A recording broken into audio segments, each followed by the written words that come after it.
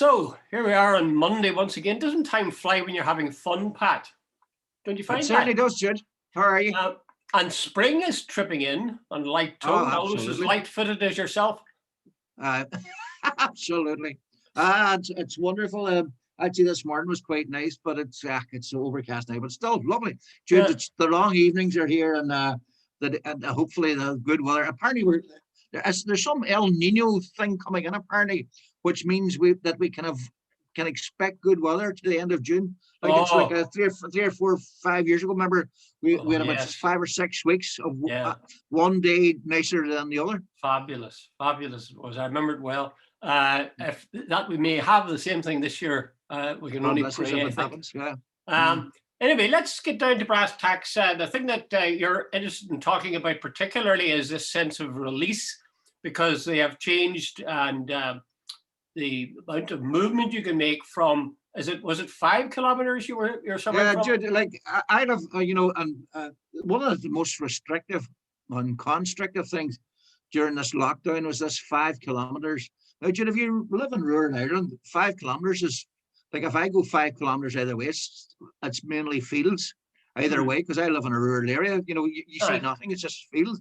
What do you want to see, 5 kilometers? If you live in Dublin's fine, or Belfast, fine. Sorry, Jude, what was that? What do you want to see? Remark? What is it you want to see? Well, if you're in Dublin or Belfast, you're I presume 5 kilometers. If you live in the city, you can.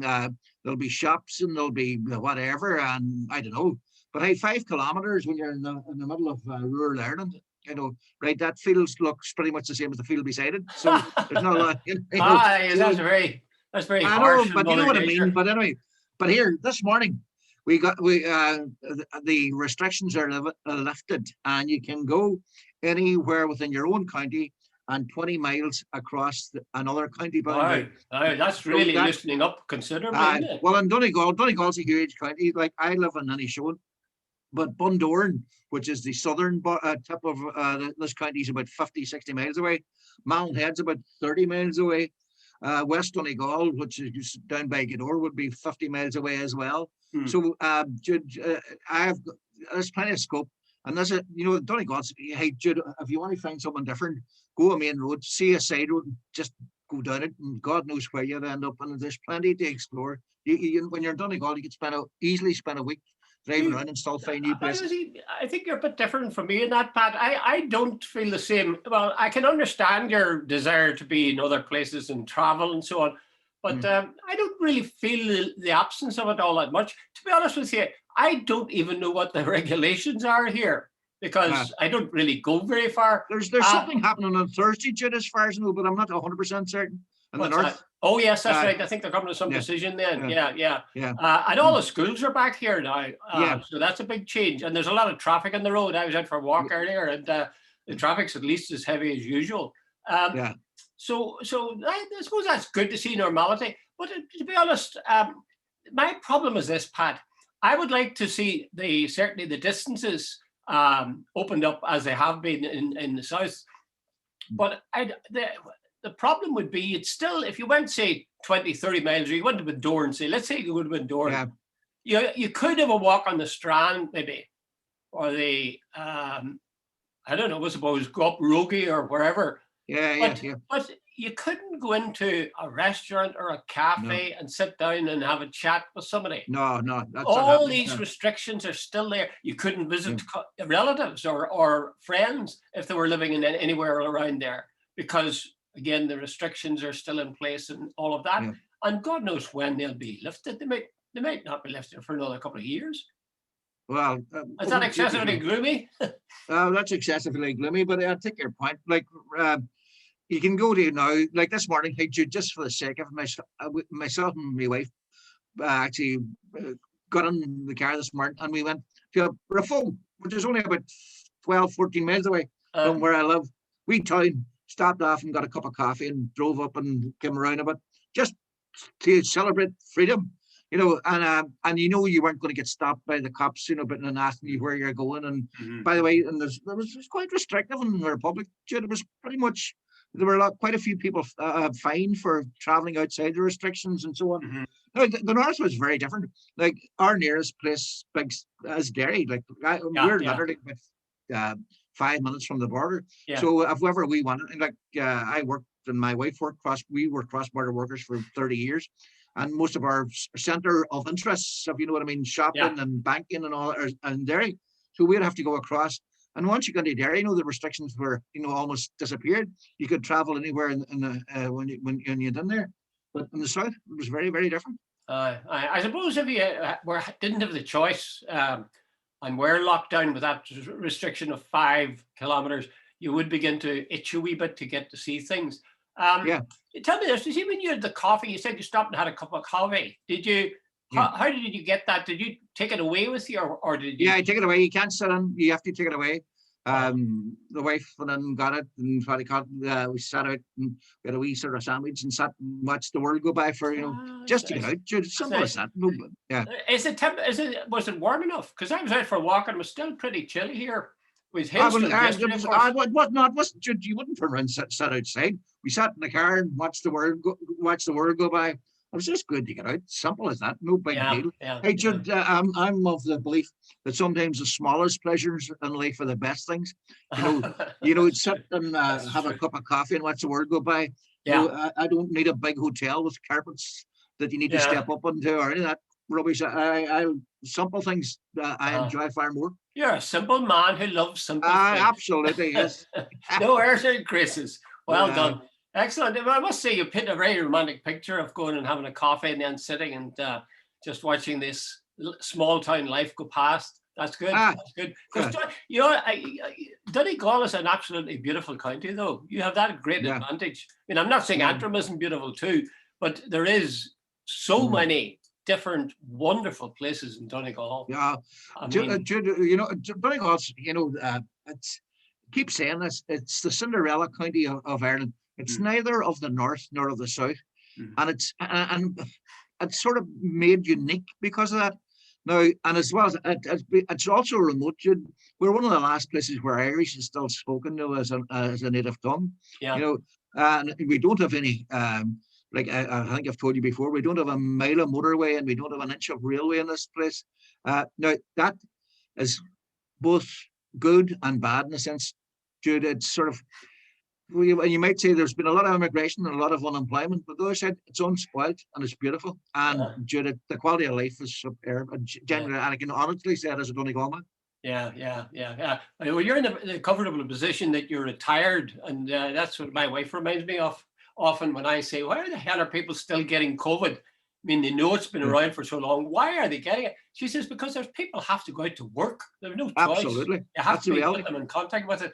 And I mean, she's dead, right? So you're in a pleasant position to be living in a beautiful county and being able to enjoy all those. I always think, Jude, what must it be like 10 stories up in Barcelona or Madrid or Paris and not being allowed to leave a building because of COVID restrictions? Jude, when you can go 5 miles here, there's a nature reserve, literally, I'd say about 2 kilometers from where I'm sitting now, and there's a lake and a wood, and I can walk around it if want. So we'd like to, should be grateful. What was it that Christy Moore used to sing about that they're in Philadelphia or somewhere it was that they're as the evening shadows fall, there are people dreaming of the Hills of Donegal. That's right. That's right. Oh, excellent. I caught it immediately. Somebody that I know was telling me that they were in County Meath, and they were talking. They'd moved there, and they're talking to a neighbour, a woman, and she was saying, "Ah, there's this grand place here, and you'll fit in no time at all." And then the marriage, she was from Donegal, although she was living in Meath. Yeah. And I think she'd been there for some years, But she said, the guy I know asked her, how did she miss Donegal? And she says, well, yeah, a bit. And eventually they emerged that she missed Donegal quite a bit. And then the last thing, as she was leaving him, she said, sort of to herself as much as to him, I wonder how many fields there are between here and Donegal. Oh, God. Isn't that sort of heartbreaking? Absolutely. I think sometimes people, without going over the top on this, sort of sublimate a lot of emotion because if you marry and you leave a place, you sort of, well, I have to get on with my life and all, and And then, sometimes it comes out in the funniest way. Like, I wonder how many fields now between here and Donegal. I just thought that was That's when you think about it, that's a woman who has, thought about it. Well, felt it maybe. I felt it. Yeah. Well, that's a better expression. Yeah. Okay. Let's move to a less cheerful subject, but much some fun in it too, I suppose.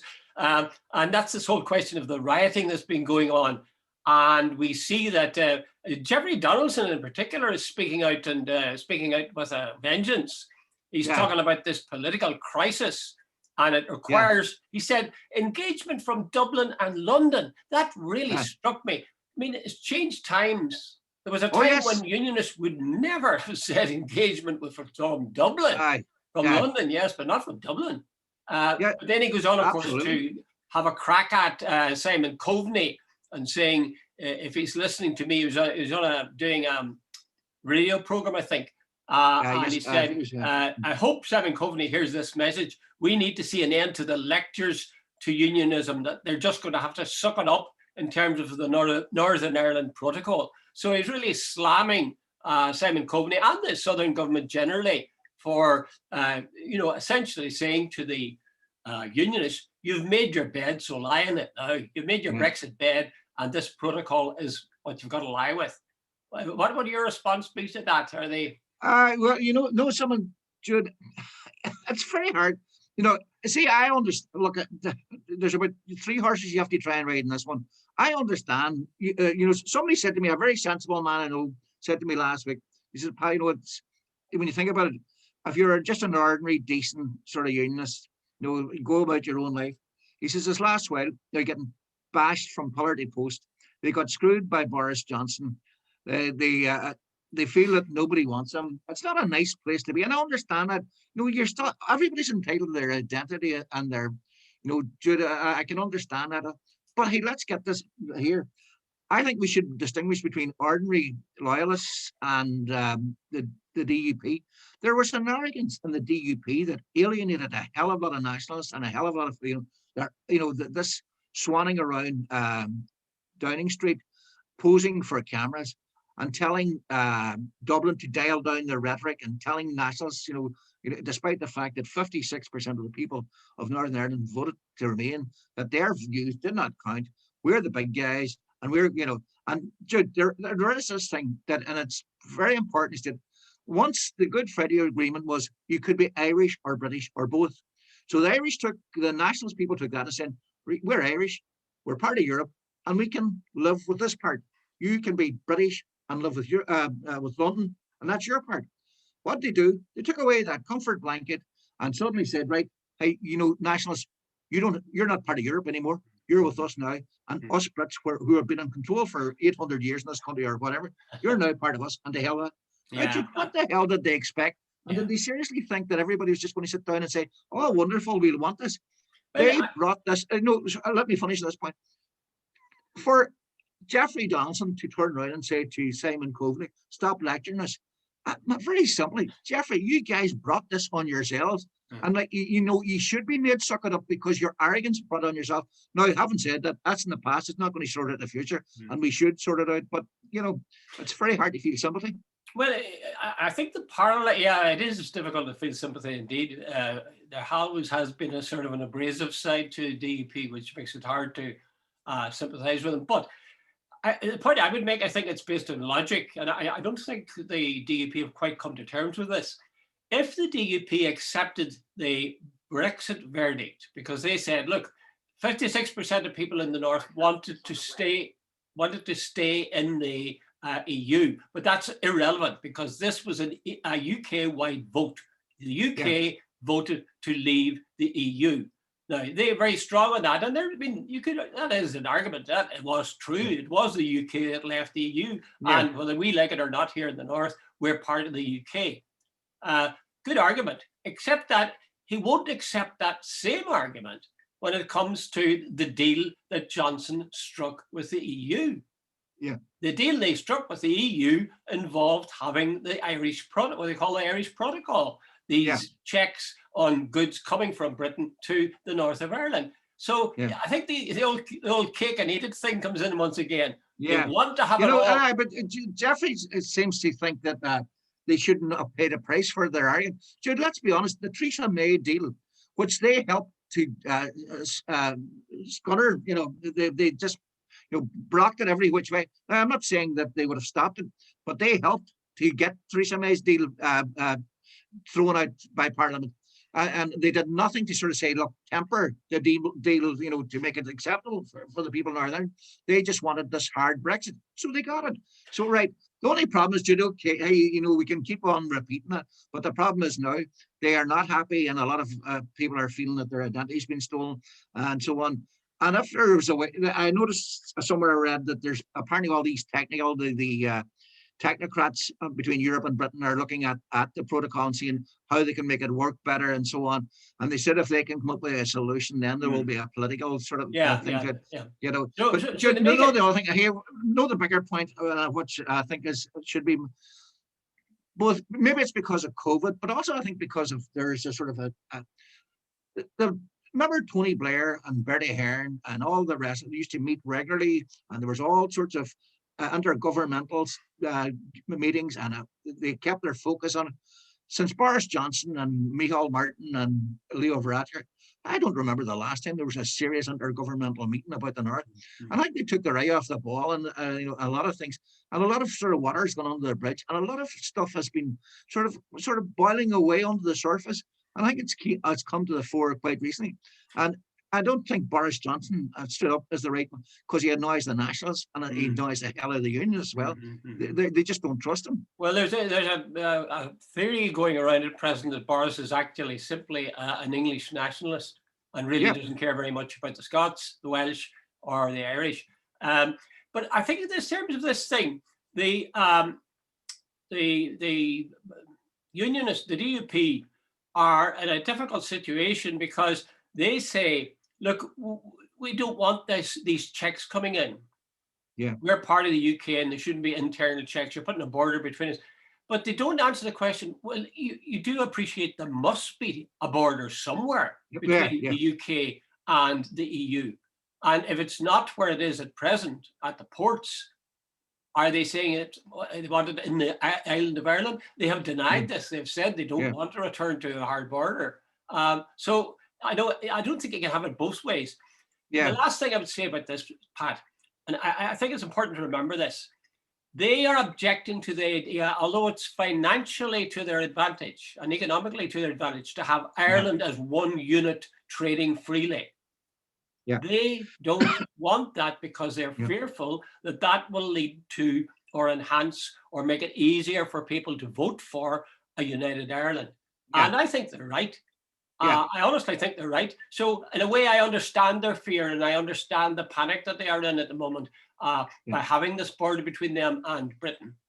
Would you agree with that? But one of the things they threw out that Leo Varadkar threatened, he brought, about the reintroducing the hard border in the island of Ireland, that it would bring back violence. I don't think it was a threat. It's a simple fact that, bringing back a border on the island of Ireland is not doable. He didn't ask for one to be put on the Irish Sea. That was never, the Irish government didn't ask for, by the way, we want the border in the Irish Sea.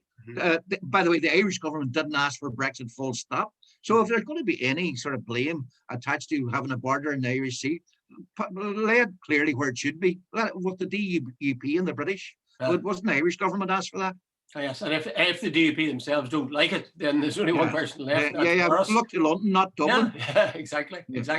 It does seem to be going on, and I think we've talked about this saber rattling thing, hinting at the possibility of a backlash, which of course is quite clever, because that's the one thing people in the south are scared stiff of, is the possibility that supposing you had a united Ireland, that you would have a loyalist backlash and the kind of trouble that they had during the years of the Troubles in terms of the IRA.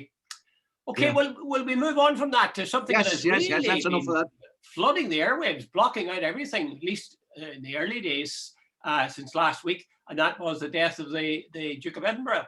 The thing that struck me, Pat, and I'll see what you think, is that when people die, maybe this applies everywhere, when people die, they become saints almost immediately. Now, you'd have been hard put to find someone who would say Yeah. that Duke of Edinburgh was anything but a man who put his foot in it, who's made racist remarks, did all sorts of things.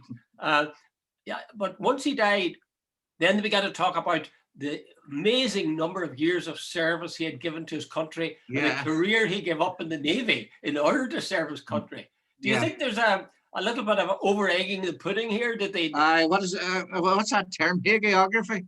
You know, suddenly when somebody dies, they're a saint. Yeah. Look, hey Jude, you have to, like, I heard. No, I read John Taylor saying that he found himself actually quite amazed that the remarks he most appreciated were actually those of Michelle O'Neill, when she said, like, look, I am not, British, and I don't accept, but she says, I accept that it means a lot to the people who feel themselves British, and she extended condolences, and she did it in a very dignified. Well, she did. I think I was very impressed with that too. So, yeah, same here. And Jude, I think I really do think we need to respect each other much more. You see some of the comments made in the past that I found offensive. About the Republic of Ireland, people like Sammy Wilson, so on, making comments and all that. There wasn't much respect shown to the Irish identity and so on. But having said that, that's what about it. So here, let me get this clear. See, all the unionist people who want to pay tribute to Prince Philip and his 73 years married to the Queen and all that, very good. So, now, but if you're asking the question, should everything be sort of stopped and all the TVs being switched off and all that? With the greatest respect, I think that day's gone. I remember when John F. Kennedy was shot, RT started playing this dirge music. Jude, there's this thing that, and I don't mean this disrespectful, and at least far from it, but there's also almost a South Korean thing. Jude, we are now in a modern era. We are what we say, educated, democratic people. This whole idea of a hereditary royal family, and we all should bow and scrape and whatever. Now, pay respect and be dignified and treat death and and absolutely no. I have no and all the rest. But hey, Jude, with respect, I think it's way to sort of stop everything on BBC One, BBC Two. And you can even see, I actually sort of juked into it for a couple of minutes to listen to some of the questions. And you could see the commentators and the people and the presenters had run out of questions he asked. They were asking the same thing. And it was going way over the top. Now, Jude, that's my opinion. I'm sure we Sammy from Shankill would have totally, and we Ruth from wherever Portadown would have totally different opinion. I liked your play on words there where you said we juked into something. But I realized I'd said that when I'd said it, but it wasn't. I was hoping you wouldn't notice. Well, see, the trouble is I keep confusing reality with fiction. What do you mean? Because when I think of the Duke of Edinburgh and his life, and service, as they say, I keep thinking of The Crown. Yeah, that's where I was told all sorts of stuff about Prince Philip. Yeah. And he was presented in that as being a bit of a playboy, playing away from home like nobody's business. And it is on record that he has said, but whether there were gaffes or whether there were racist remarks, I don't know. But I tell you the thing I would object to, really. Now, again, I'm sure many people who respect the royal family would say I'm being nasty and sniping. I don't intend to be. But again and again, the term service was used in all the commentary I heard coming from the BBC. 70 years of service. I heard it. I heard it. A lifetime of service. I asked myself, what was that? What was that service? What did it consist of? Well, actually, what it consisted of was marrying the woman who became the Queen of England. Yeah. And then for the rest of his life, he walked 6 paces or 4 paces behind her. Is it not 3 paces, by the way? Is it not 3 paces? Oh, okay, all right. There's 3, Pat. Come on, we're not quarrel over one footstep. Well, I get these things right. And the point is, when he travelled to these places with the Queen, he travelled in deep, deep luxury. Yeah, when they got there, the royal yacht, would be laid on. And they would have all they'd have to do would be look at the dancers, some of them bare-breasted even. That must have been a real chore. And transported back home again to deep. The fact of the matter is, he lived a life of luxury. Now, he did some good things. I mean, I gather that Duke of Edinburgh scheme, where young people were, encouraged to do camping and find their way and so on. And it was a wildlife, wasn't he? He was allegedly preserving species. So he did good, but he had a very, very good life that any of us would think we were couldn't have been luckier. But to use the word service for that seems to be overstepping the mark. Do you think the BBC should have wiped the boards of their schedules and reflected, almost this sort of North Korean type homage? Oh, well, yeah, I think that's a bit harsh. I know somebody has made that comparison with North Korea.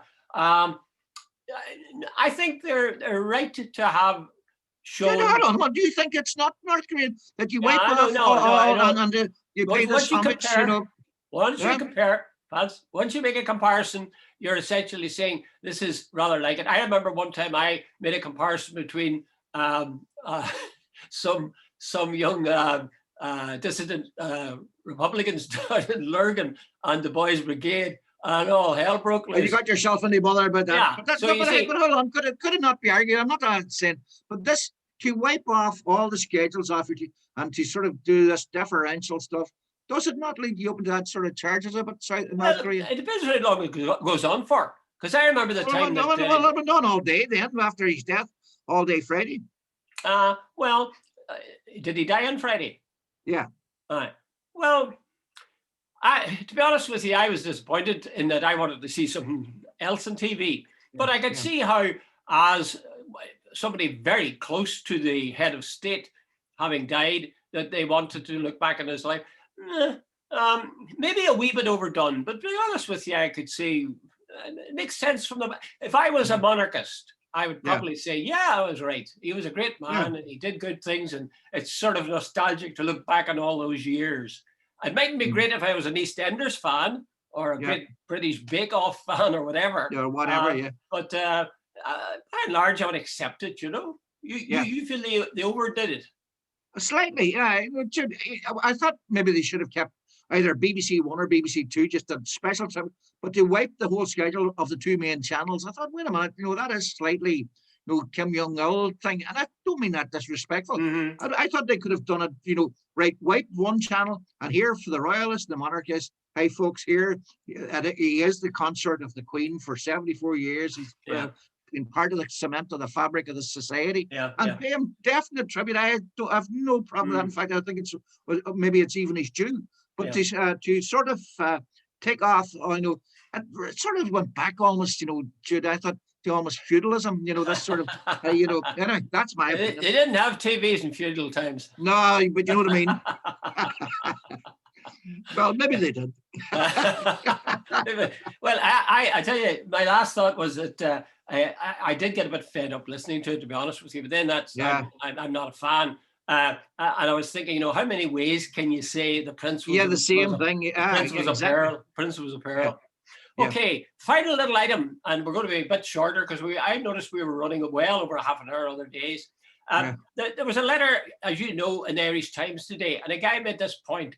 He said that the Easter Rising is commemorated on Easter Monday. To match with what the day it was Easter Monday that the rising took place. And he says that it should be commemorated on the 24th of April. Because that's 24th of April, the rising took place. Which was the day the rising took place. And he says what he objects to is this attempt, or this maybe the success of coupling the death and resurrection of Christ with the blood sacrifice of the signatories and then the rising of the Irish nation. And as they would say it, the freedom of the Irish people. Well, not full freedom in my view, but anyway, he feels that should be uncoupled and we should stick with just the date. Would you agree with that, Pat? No. Why? Very simple, Jude. This is another West Brit type thing, and I detest it. Come on, you can't get away with calling it names. I'm going to be. I'm far too soft for you. I am far too soft. And hold on, Jude. I am going to call it West Britism. You can object all you like. I don't care. It is West Britism. Here's the point: the original 1916 rebellion began on Easter Monday. Yeah, stick with that. It's as simple as that. No, Jude, this apologising and West Britism that has become rampant in the Irish Times and someplace. Jude, I am not saying everything that Irish people did was right. Far from it. But don't, let's acknowledge the heroism, the sacrifice. They knew they were going out to die. I admire them. I think they were heroes. Now, were they perfect? No. No. And did everything they done, has it been perfect? No. But hey, Jude, Winston Churchill was no great, no saint. The royal family, they'll find rogues in the middle of that. You can keep on going and all that.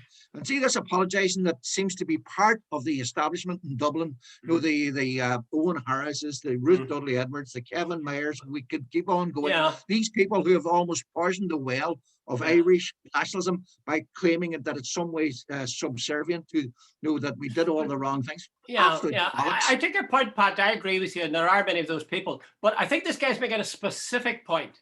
He's saying that you shouldn't take what happened on Easter Monday with the rebels in the GPO and make a comparison of that with the death and resurrection of Christ. In other words, this notion of a blood... Hold on a second. This blood sacrifice that they made. And he says that's encouraging this notion of blood sacrifice. And he wants to break that. So would you object to that too then? Yeah, I Jude. Hold on. Simple. The 1916 rebellion began on Easter Monday, 1916. Look, Jude, let's stop trying. These guys are saying that it's symbolic. Like, that's his opinion. I don't agree with that. It was just an Easter rebellion. It began at that time. Whether it was intentional, which I presume it probably was, but it happened on the Monday. So here we are, Easter Monday, 1916. Like, let's stick to the day that, the rebellion, let's stick, it's not the date. It's the day. It was Easter Monday. Well, you see, he sees this as unhealthy. That the Irish people should stop this mythologizing and essentially presenting these people as, heroes and giants, and that by making them that coupling of them with the death and resurrection of Christ, that's essentially giving them sort of sainthood almost. I think myself, and I've written a letter to the Irish Times about this. I'm sure they'll not publish it as usual.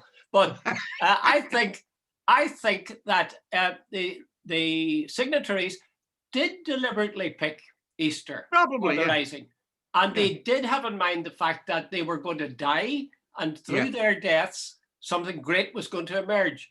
And cor blimey, that's pretty much what happened.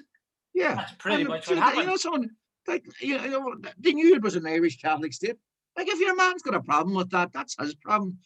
Like, like personally, I don't really like the idea of this whole thing about the blood sacrifice and religion. But the reality was, we were under the control of the British and the Irish state.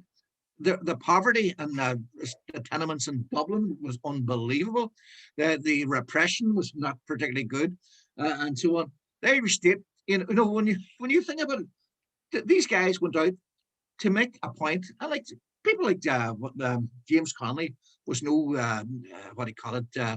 Irish Catholic. He was very much a socialist. There was all sorts of different people in there, and they also, but they knew it was symbolic to the Irish nation. And and like people use whatever they can, and that's the reality of it. Yeah, I completely agree with you. I think they were aware of what they were doing in terms of the parallels to be drawn, and that they were happy for them to be drawn. And I personally, I think that if they were to move it to April the 24th and decouple it from Easter, it would be a perversion in a way. It would be a misrepresentation of what they did 100 years ago or more.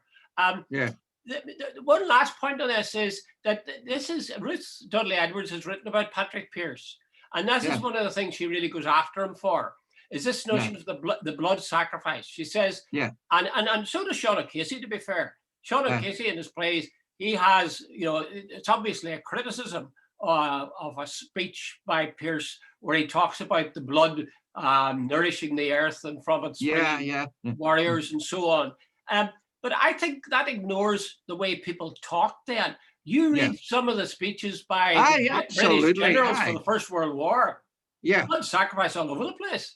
Yeah, I'm sure. Read history. The Macaulay's Horatio on the Bridge and all that sort of stuff. Just all that sort of stuff. It's all figurative language about the sacrifice and all the rest of it.